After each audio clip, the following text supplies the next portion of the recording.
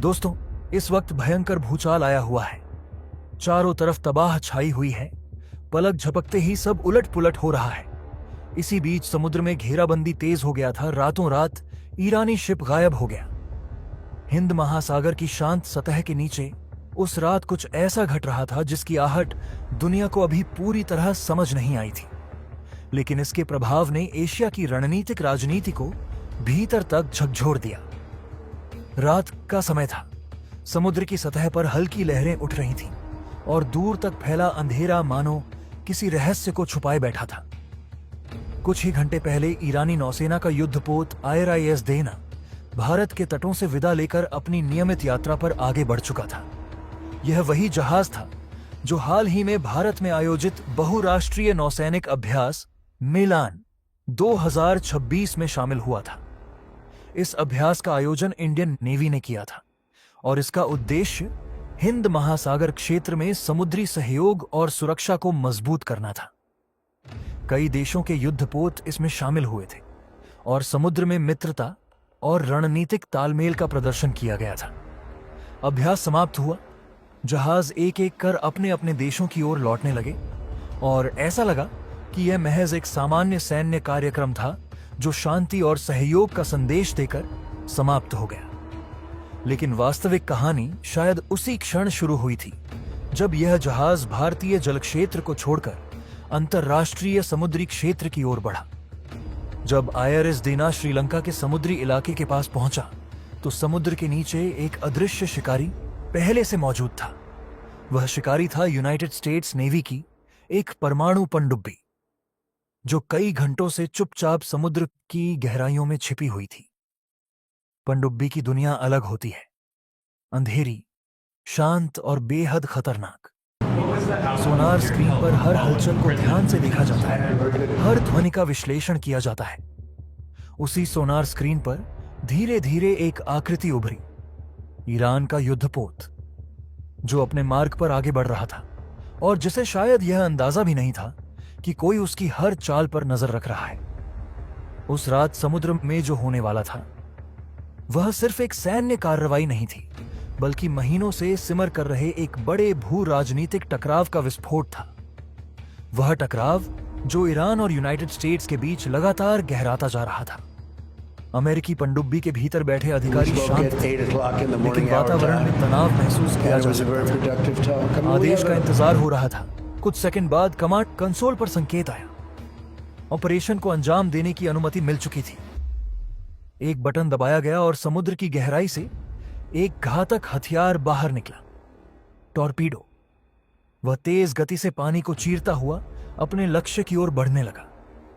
ऊपर सतह पर सब कुछ सामान्य दिखाई दे रहा था। IRIS देना पर तैनात नाविकों को शायद यह एहसास भी नहीं था कि कुछ ही सेकंड में उनका जहाज इतिहास का हिस्सा बनने वाला है। अचानक समुद्र के भीतर एक जोरदार विस्फोट हुआ। जहाज के नीचे से उठी भीषण शक्ति ने पूरे ढांचे को झकझोर दिया। कुछ ही क्षणों में आग की लपटें और धुएं का गुबार उठने लगा। जहाज का संतुलन बिगड़ गया और धीरे धीरे वह समुद्र की गहराइयों में डूबने लगा। हिंद महासागर की लहरों ने कुछ ही मिनटों में उस युद्धपोत को अपने भीतर समा लिया। जब यह खबर बाहर आई तो अंतर्राष्ट्रीय रणनीतिक हलकों में हलचल मच गई। अमेरिकी रक्षा विभाग, United states department of defence ने पुष्टि की कि यह हमला चल रहे संघर्ष के तहत किया गया था। वहीं दूसरी ओर ईरान ने इसे आक्रामक और उकसाने वाली कार्रवाई बताते हुए कड़ी प्रतिक्रिया की चेतावनी दी।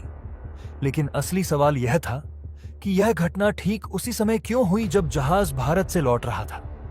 क्या यह सिर्फ एक संयोग था या इसके पीछे कोई गहरी रणनीति छिपी थी?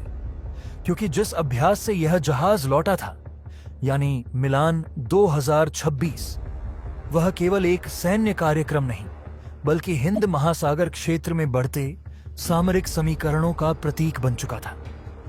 रणनीतिक विश्लेषकों के अनुसार यह घटना कई स्तरों पर संदेश देती है।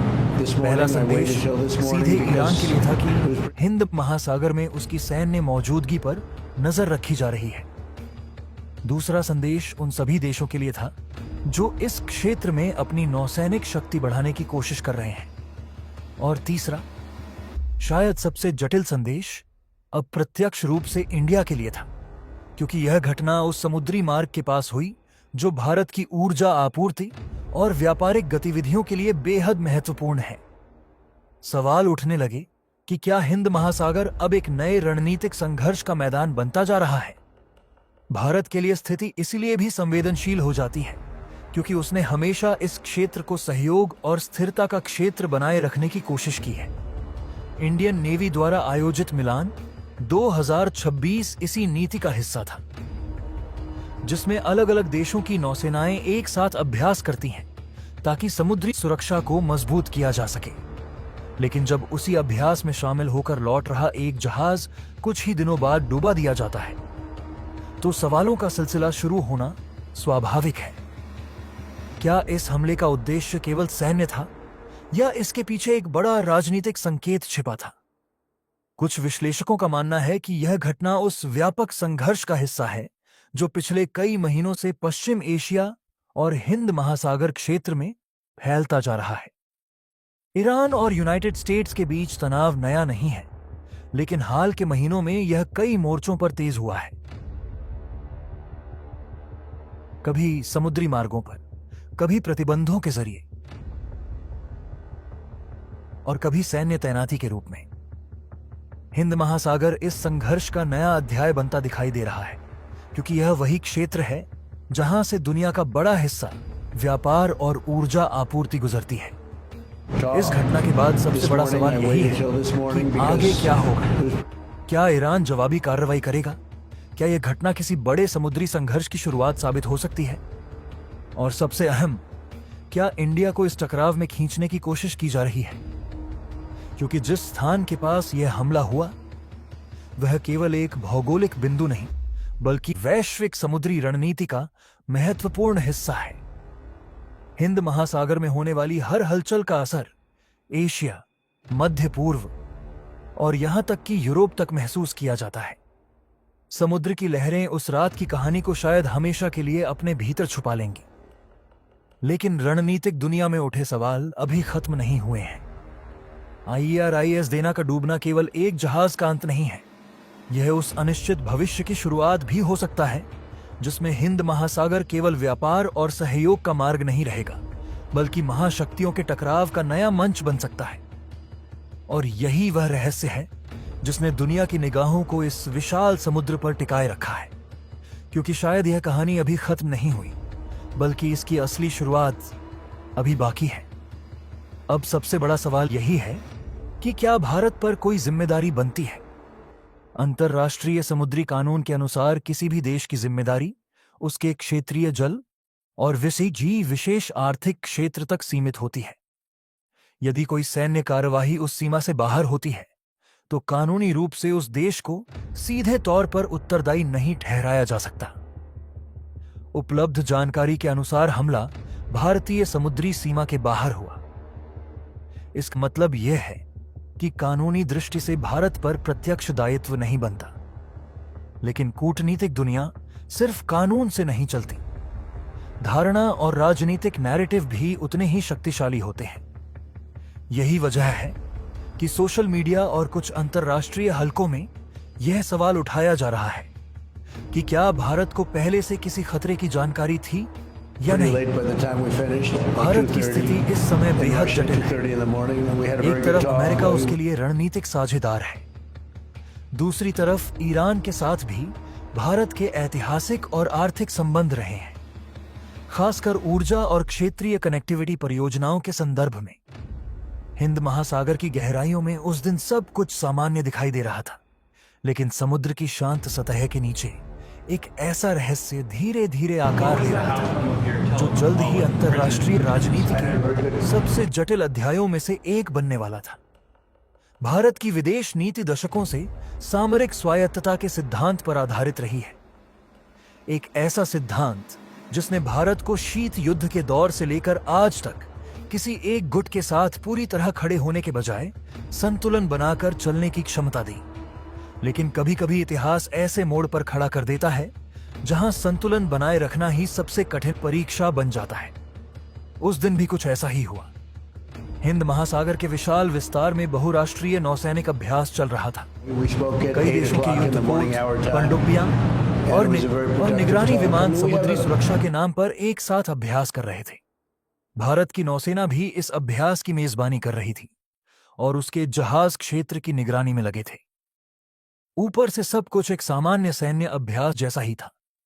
रेडार की धीमी आवाजें, संचार उपकरणों की लगातार चमकती रोशनी और समुद्र की लहरों के बीच धीरे धीरे आगे बढ़ते विशाल युद्धपोत। लेकिन समुद्र की गहराई में एक ऐसी गतिविधि चल रही थी जिसे बहुत कम लोग समझ पा रहे थे। श्रीलंका के पास समुद्र की गहराइयों में एक अमेरिकी परमाणु पनडुब्बी बेहद सतर्कता से आगे बढ़ रही थी। उसका मिशन सार्वजनिक नहीं था, आधिकारिक तौर पर वह भी अभ्यास का हिस्सा थी, लेकिन उसके भीतर बैठे कमांडरों को एक अलग आदेश मिला हुआ था। यह आदेश इतना गोपनीय था कि उसके बारे में अभ्यास में शामिल अन्य देशों को भी पूरी जानकारी नहीं दी गई थी। पनडुब्बी के नियंत्रण कक्ष में हल्की नीली रोशनी के बीच अधिकारी अपने उपकरणों पर नजर टिकाए हुए थे। सोनार स्क्रीन पर हर हलचल दिखाई दे रही थी। समुद्र की गहराई में चलने वाली हर ध्वनि, हर कंपन उनके सामने डिजिटल संकेतों में बदल रही थी। अचानक स्क्रीन पर एक अलग तरह का संकेत दिखाई दिया। एक लक्ष्य जो स्थिर नहीं था, बल्कि धीरे धीरे अपनी दिशा बदल रहा था। यह संकेत किसी साधारण जहाज का नहीं था। कुछ मिनटों तक गहरी चुप्पी छाई रही। फिर पनडुब्बी के कमांडर ने धीमी आवाज में आदेश दिया, लक्ष्य की पुष्टि करो। कुछ सेकंड बाद उत्तर आया, लक्ष्य पहचान में आ गया है। इसके बाद जो हुआ वह समुद्री इतिहास में एक रहस्यमयी घटना के रूप में दर्ज होने वाला था। टॉर्पेडो लॉन्च ट्यूब का दरवाजा धीरे धीरे खुला और समुद्र की गहराई में एक घातक हथियार अपने लक्ष्य की ओर बढ़ गया। उस क्षण समुद्र के ऊपर सब कुछ शांत था। भारतीय नौसेना के जहाज अपने अभ्यास में लगे थे। उनके रडार और संचार प्रणाली सामान्य गतिविधि दिखा रहे थे। लेकिन कुछ ही देर बाद दूर कहीं पानी के भीतर एक जोरदार धमाका हुआ। यह धमाका इतना गहरा था कि उसकी तरंगें समुद्र की सतह तक महसूस की जा सकती थीं। भारतीय जहाजों के सोनार उपकरणों ने अचानक उस विस्फोट की ध्वनि दर्ज की। नियंत्रण कक्ष में बैठे अधिकारी चौंक उठे। यह अभ्यास का हिस्सा नहीं है, किसी ने धीरे से कहा। कुछ ही मिनटों में कई देशों के जहाजों के बीच संचार शुरू हो गया। हर कोई जानना चाहता था कि समुद्र के भीतर आखिर हुआ क्या है। लेकिन सबसे बड़ी उलझन भारत के सामने थी, क्योंकि यह पूरा अभ्यास उसकी मेजबानी में हो रहा था। और अब समुद्र की गहराई में हुआ यह रहस्यमयी हमला अचानक एक अंतरराष्ट्रीय कूटनीतिक पहेली बन चुका था। भारत के लिए यह स्थिति बेहद जटिल थी। उसकी नीति हमेशा से यही रही है कि वह किसी भी वैश्विक शक्ति के साथ सहयोग तो करे, लेकिन अपनी स्वतंत्र रणनीतिक पहचान बनाए रखे। लेकिन जब किसी सहयोगी देश की सैन्य कार्रवाई आपके समुद्री क्षेत्र के पास हो जाए, तो संतुलन बनाए रखना आसान नहीं रहता। नई दिल्ली में उसी रात उच्च स्तरीय बैठकों का दौर शुरू हो गया। नौसेना मुख्यालय से लेकर विदेश मंत्रालय तक हर जगह एक ही सवाल गूंज रहा था, क्या भारत को इस कार्रवाई की पहले से जानकारी थी? आधिकारिक तौर पर उत्तर स्पष्ट था, नहीं। लेकिन अंतर्राष्ट्रीय राजनीति में केवल आधिकारिक बयान ही मायने नहीं रखते। धारणाएं और संदेह भी उतने ही शक्तिशाली होते हैं।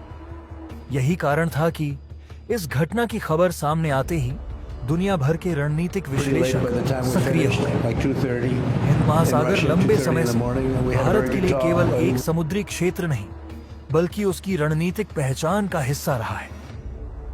इस क्षेत्र में समुद्री मार्गों की सुरक्षा, ऊर्जा आपूर्ति की स्थिरता और क्षेत्रीय संतुलन बनाए रखना भारत की प्राथमिकता रही है। लेकिन अब अचानक यह सवाल उठने लगा कि यदि किसी विदेशी पनडुब्बी की गतिविधि इतनी निकट तक पहुंच सकती है कि वह श्रीलंका के आसपास सक्रिय होकर टॉर्पेडो हमला कर दे, तो इसका मतलब है कि समुद्र की गहराइयों में कई ऐसी गतिविधियां चल रही हैं जिन पर सभी देशों की निगरानी पूरी तरह नहीं है। भारतीय नौसेना के विशेषज्ञों ने तुरंत अपने समुद्री डोमेन जागरूकता तंत्र की समीक्षा शुरू कर दी। उपग्रह निगरानी, तटीय रडार श्रृंखला, पनडुब्बी रोधी विमान हर प्रणाली को फिर से जांचा जाने लगा, क्योंकि यह केवल एक घटना नहीं थी बल्कि भविष्य की संभावित चुनौतियों का संकेत भी थी। दूसरी ओर इस घटना की गूंज मध्य पूर्व तक पहुंच चुकी थी। ईरान ने तुरंत इस पर तीखी प्रतिक्रिया दी। तेहरान से जारी बयान में कहा गया कि वह उन सभी देशों को ध्यान से देखेगा जो अमेरिका के साथ सैन्य सहयोग में शामिल हैं। यह बयान भले ही सीधे भारत का नाम लेकर नहीं दिया गया था, लेकिन संकेत स्पष्ट थे। भारत के सामने एक नई कूटनीतिक चुनौती खड़ी हो गई थी। उसे यह स्पष्ट करना था कि उसकी भूमिका केवल एक मेजबान और सहयोगी की थी, न कि किसी आक्रामक सैन्य कार्रवाई का हिस्सा। लेकिन अंतर्राष्ट्रीय राजनीति में हर शब्द का वजन होता है। इसीलिए नई दिल्ली का आधिकारिक बयान बेहद सावधानी से तैयार किया गया। उसमें कहा गया कि अभ्यास में भाग लेने वाले सभी जहाज जब तक भारतीय समुद्री सीमा में थे, उनकी सुरक्षा भारत की जिम्मेदारी थी। लेकिन जिस घटना की चर्चा हो रही है वह भारतीय सीमा से बाहर हुई और उसकी पूर्व जानकारी भारत को नहीं थी। फिर भी स्थिति पूरी तरह शांत नहीं हुई। खाड़ी क्षेत्र में काम कर रहे लाखों भारतीय नागरिकों की सुरक्षा को लेकर भी चिंता बढ़ने लगी। यदि ईरान और अमेरिका के बीच तनाव और बढ़ता है तो उसका असर केवल सैन्य क्षेत्र तक सीमित नहीं रहेगा। तेल आपूर्ति, व्यापार मार्ग और प्रवासी समुदाय, सब पर इसका प्रभाव पड़ सकता है। यही कारण था कि भारतीय कूटनीति ने तुरंत कई मोर्चों पर काम शुरू कर दिया। तेहरान, वॉशिंगटन और खाड़ी देशों के साथ संवाद तेज कर दिया गया। भारत की कोशिश थी कि वह किसी भी तरह इस संकट को अपने खिलाफ बनने वाले कूटनीतिक विवाद में बदलने से रोक सके। लेकिन समुद्र के भीतर हुआ वह विस्फोट अब भी एक रहस्य बना हुआ था। विश्लेषक यह समझने की कोशिश कर रहे थे कि उस टॉर्पिडो का वास्तविक लक्ष्य क्या था। क्या वह किसी विशेष जहाज को निशाना बनाने के लिए छोड़ा गया था, या यह किसी गुप्त सैन्य अभियान का हिस्सा था जिसे आधिकारिक तौर पर स्वीकार नहीं किया जाएगा? इन सवालों के जवाब शायद कभी पूरी तरह सामने न आए, लेकिन इतना स्पष्ट था कि उस एक घटना ने हिंद महासागर की सुरक्षा व्यवस्था पर एक नई बहस शुरू कर दी थी। इस पूरे संकट को व्यापक संदर्भ में देखें तो यह केवल एक समुद्री घटना नहीं बल्कि वैश्विक शक्ति संतुलन का संकेत भी है। ईरान और अमेरिका के बीच तनाव दशकों से चला आ रहा है, लेकिन समुद्र में इस तरह की प्रत्यक्ष सैन्य कार्रवाई स्थिति को और खतरनाक बना देती है। यदि ऐसे हमले जारी रहते हैं तो अंतर्राष्ट्रीय समुद्री व्यापार मार्गों पर गंभीर खतरा उत्पन्न हो सकता है। अरब सागर और हिंद महासागर से होकर गुजरने वाले तेल टैंकर दुनिया की ऊर्जा आपूर्ति की जीवन रेखा है। किसी भी प्रकार की अस्थिरता तेल की कीमतों को प्रभावित कर सकती है और वैश्विक अर्थव्यवस्था में झटके पैदा कर सकती है। फिलहाल भारत आधिकारिक रूप से यही कह रहा है कि उसे इस कार्रवाई की पूर्व जानकारी नहीं थी और हमला उसकी समुद्री सीमा के बाहर हुआ। लेकिन अंतर्राष्ट्रीय राजनीति में घटनाएं केवल आधिकारिक सीमाओं से तय नहीं होती।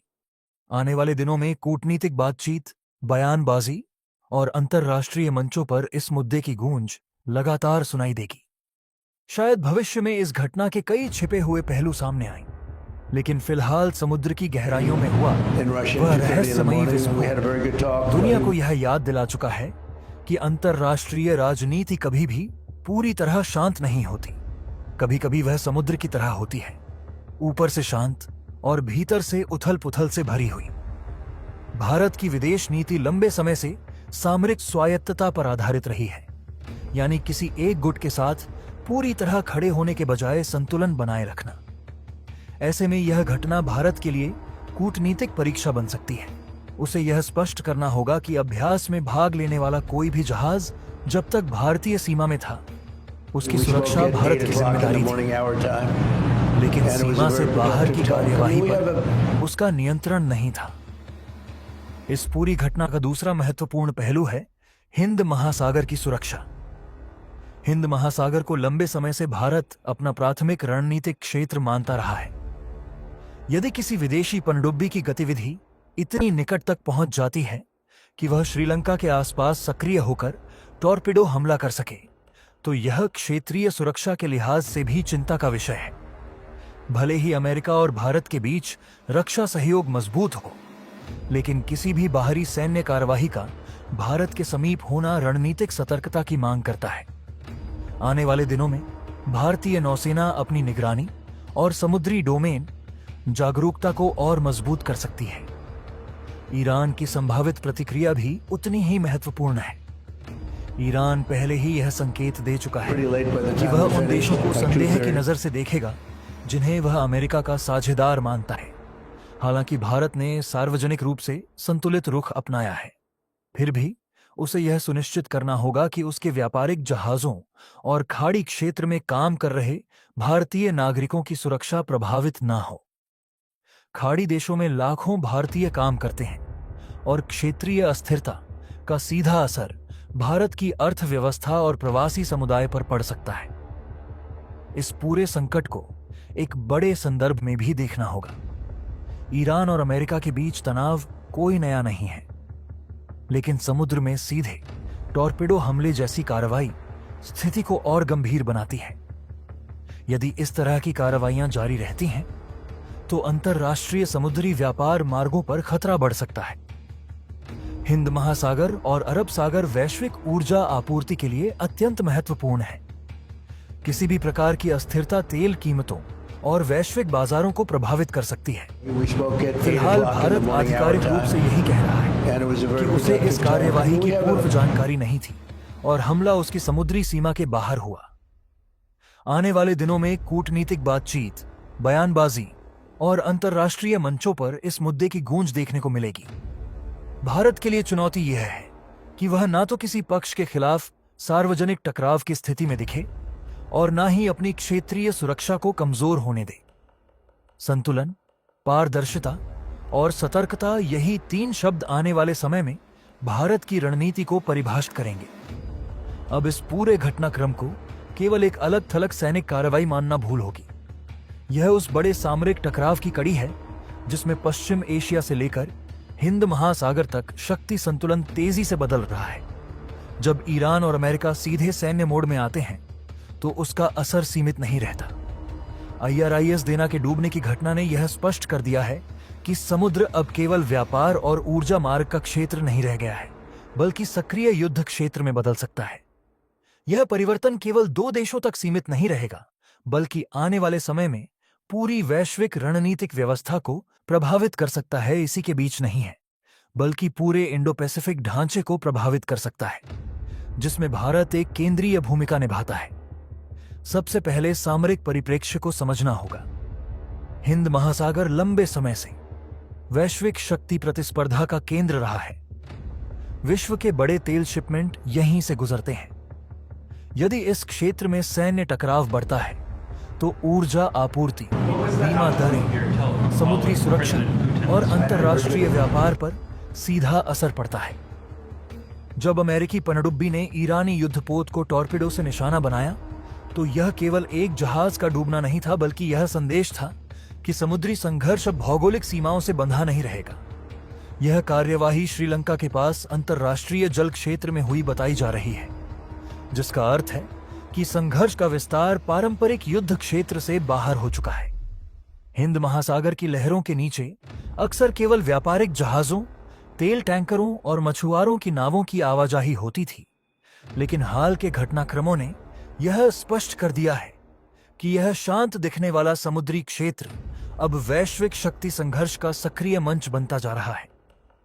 हाल ही में ईरान के युद्धपोत IRIS देना के डूबने की घटना ने अंतर्राष्ट्रीय रणनीतिक समुदाय को झकझोर कर रख दिया।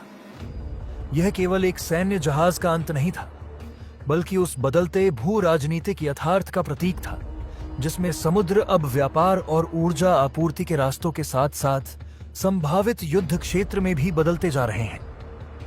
जब अमेरिकी पनडुब्बी द्वारा टॉर्पीडो हमले की खबर सामने आई, तो यह स्पष्ट हुआ कि पश्चिम एशिया में चल रहा तनाव अब धीरे धीरे हिंद महासागर तक फैलने लगा है।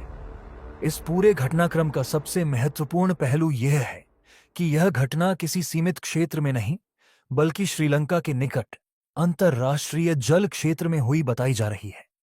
इसका अर्थ यह है कि अब संघर्ष पारंपरिक युद्ध क्षेत्रों की सीमाओं को पार करके वैश्विक समुद्री मार्गों तक पहुंच चुका है।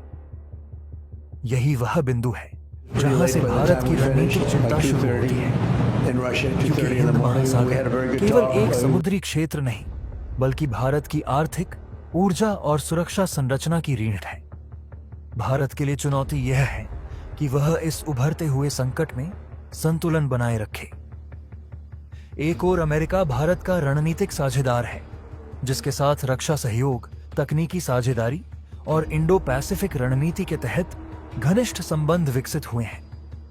दूसरी ओर ईरान भारत के लिए ऊर्जा, भू राजनीति और मध्य एशिया तक पहुंच के संदर्भ में अत्यंत महत्वपूर्ण देश है। यदि भारत किसी एक पक्ष के साथ खुलकर खड़ा होता दिखाई देता है तो यह उसके दीर्घकालिक हितों को प्रभावित कर सकता है। इसलिए भारत की नीति हमेशा से संतुलन